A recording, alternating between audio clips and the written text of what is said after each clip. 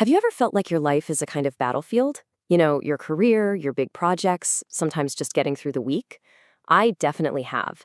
So I decided to go back to the original masters of strategy to see if their timeless wisdom could actually help us win our very modern battles. Let's get into it.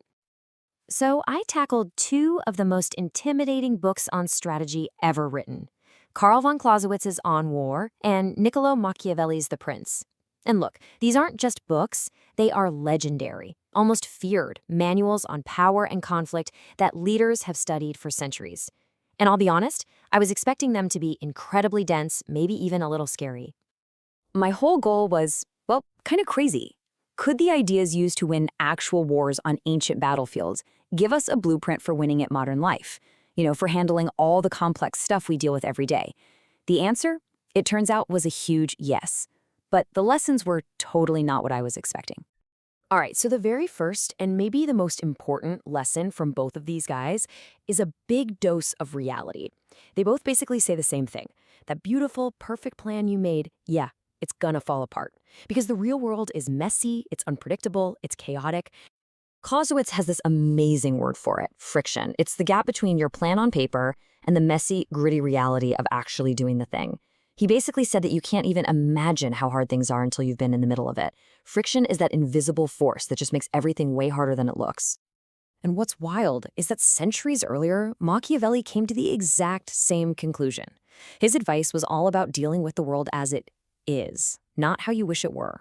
I mean, look at this quote. It's about following the practical truth of things. It's a kind of ruthless pragmatism that you just have to have if you want to succeed. And listen, this isn't just about cannons getting stuck in the mud back in the day. Think about our modern friction. A key file corrupts right before the deadline. A market shift completely wrecks your forecast. A simple software update takes down the whole system. Or your budget gets slashed out of nowhere. These are the little things, the unexpected problems that derail us. So the takeaway isn't to make a perfect plan, because you can't. The real goal is to be resilient and to start expecting things to go wrong. Okay, so if the world is just chaos, what kind of person actually thrives in it? Well, both of these thinkers landed on this really fascinating idea. The best leader has to be two completely opposite things at the same time. Machiavelli gives us this incredible metaphor. He says a leader has to be both a lion and a fox. The lion is all about raw power. It's strong enough to scare off the wolves. But the lion isn't very smart. It can't see the traps. For that, you need the cunning of the fox. So you need to be able to be both, bold and powerful, but also clever and strategic. And then you have Clausewitz, who finds this striking parallel. He says a great general needs two things. First, resolution. That's the courage to just act, even when you're full of doubt. That's the lion. But you also need coup d'etat, which is like this flash of insight, the ability to see the truth right in the middle of chaos. That's the fox. It's amazing. Both masters understood that leadership is this constant balancing act between brute force and sharp intellect. But now we get to the secret that really ties everything together. And this might be the most important lesson of them all. Strategy isn't just about plans or resources or spreadsheets.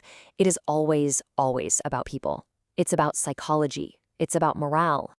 I just love this quote from Clausewitz. He says that all the physical stuff, the troops, the gear, the budget, that's just the wooden handle of the sword. The real weapon, the sharp, polished metal that actually does the work, is the moral and psychological strength of your people. It's their courage, their spirit, their will to win. So the crucial point here is that success, whether it's a military campaign or a project at work, depends way more on those intangible human things than on the tangible stuff. Your team's belief in the mission, their morale, how resilient they are, that, right there, is your single greatest strategic advantage. And Machiavelli, from his own cynical point of view, completely agrees. He's very clear. A leader who is hated is totally screwed. Why? Because when adversity hits, and we already know it will hit, they will have zero support. Your power, at the end of the day, comes from the goodwill of the people you lead. In your career, that's your team and your clients. In your life, that's your friends and family. So, we've learned to embrace chaos, to be both a lion and a fox, and to focus on the human element. But what's it all for? This brings us to the final, unifying idea that makes sense of everything else. Every single thing you do has to have a purpose. This is probably Clausewitz's most famous line, and it is brilliant. War is the continuation of politics by other means. What he's saying is that fighting is not the point. It's just a tool to achieve a bigger political goal. All the battles, all the tactics, they are completely meaningless unless they are serving that higher objective. Because winning a bunch of battles but losing the overall war, that's the ultimate failure. And we can translate this directly into our own lives. Before you start any project, any personal war, you have to stop and define your political objective. What is the ultimate purpose here? What does winning actually look like? Once you really know your why, then you can make sure that every little tactic, every small battle you fight along the way is actually getting you closer to that main goal. So I'll just leave you with this question. Think about the biggest challenge you're facing right now, your most important war. Do you have a clear objective? Is every single battle you're fighting actually serving that ultimate purpose?